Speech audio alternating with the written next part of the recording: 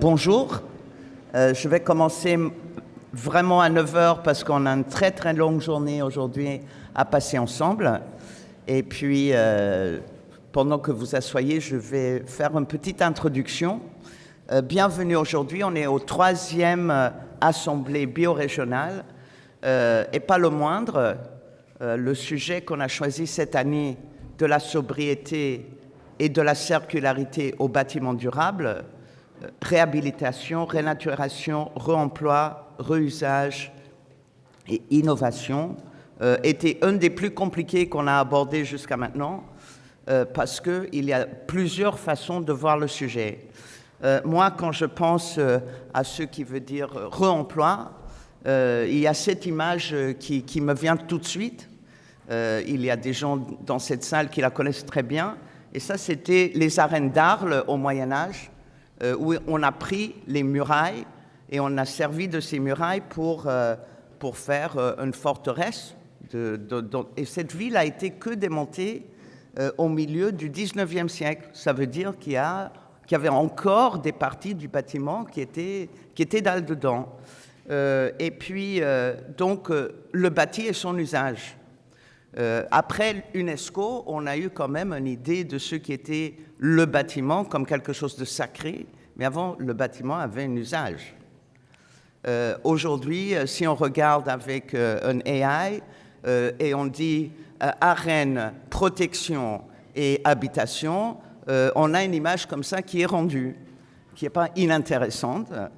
Et encore plus provocateur, on dit arène, changement climatique, montée des eaux, autonomie, et on a des images comme ça.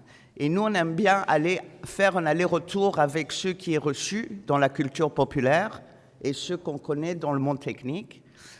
Évidemment, tout le monde sait très bien que le réemploi, c'est une bataille après l'autre. On connaît tous les chiffres, les 40 millions de tonnes de déchets.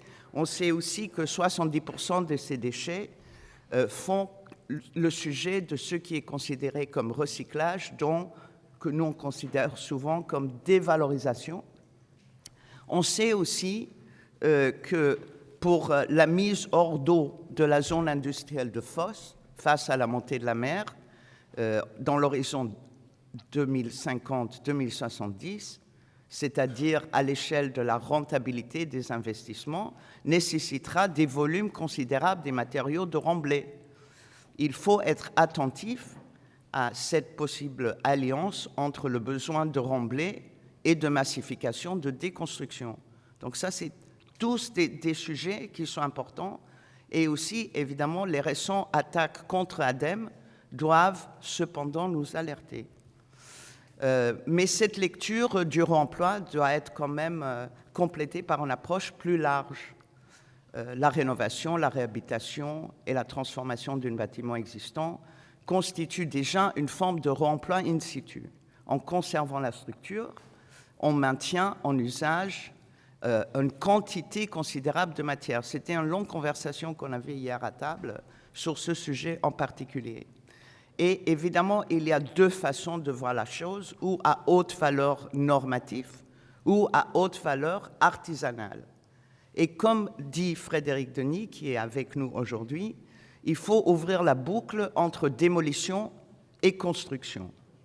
Autrement dit, penser autrement l'immobilier, préserver les ressources de la planète et opérer non pas seulement une transition, mais une véritable bascule dans l'âge écologique.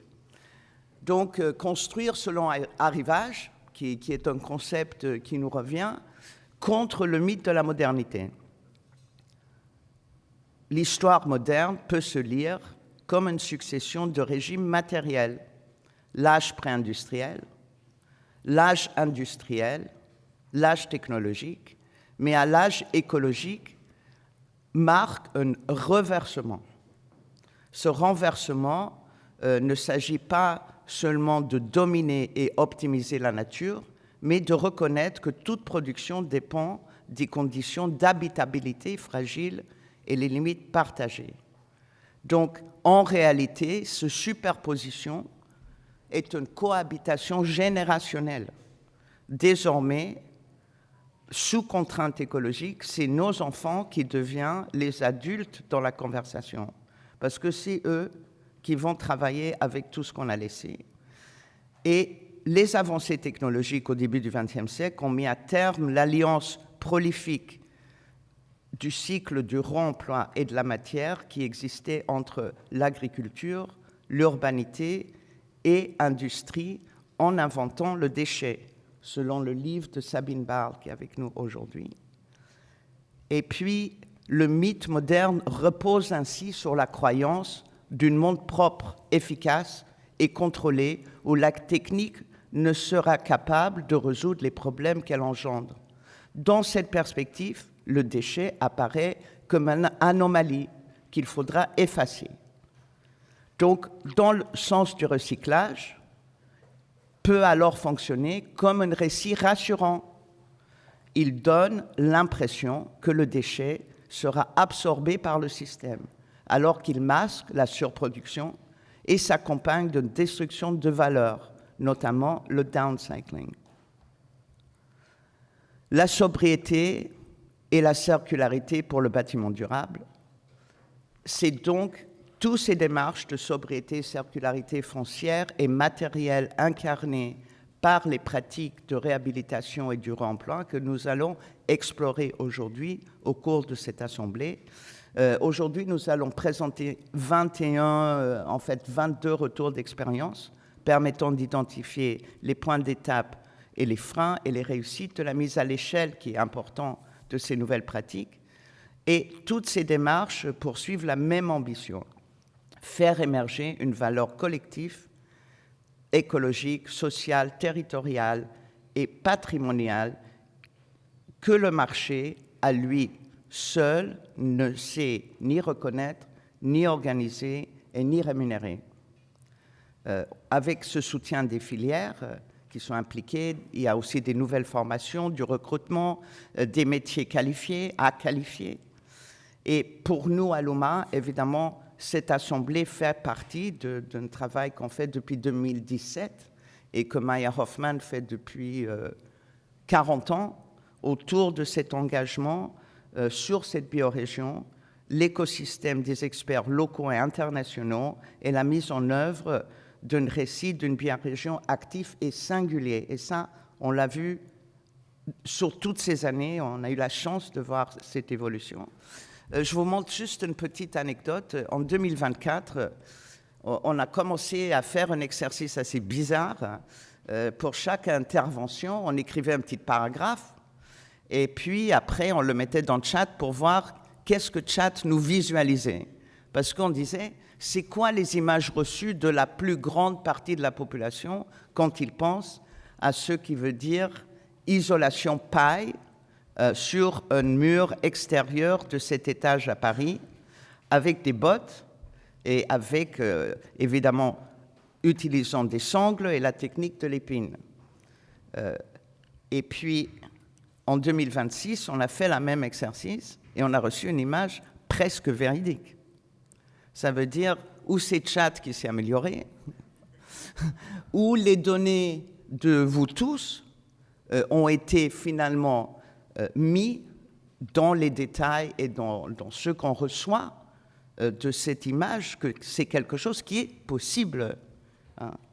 Avant, c'était pas possible.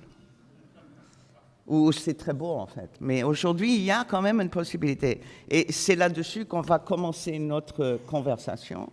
Aujourd'hui, je fais un bonjour à Victor Mester qui vient de Rotor.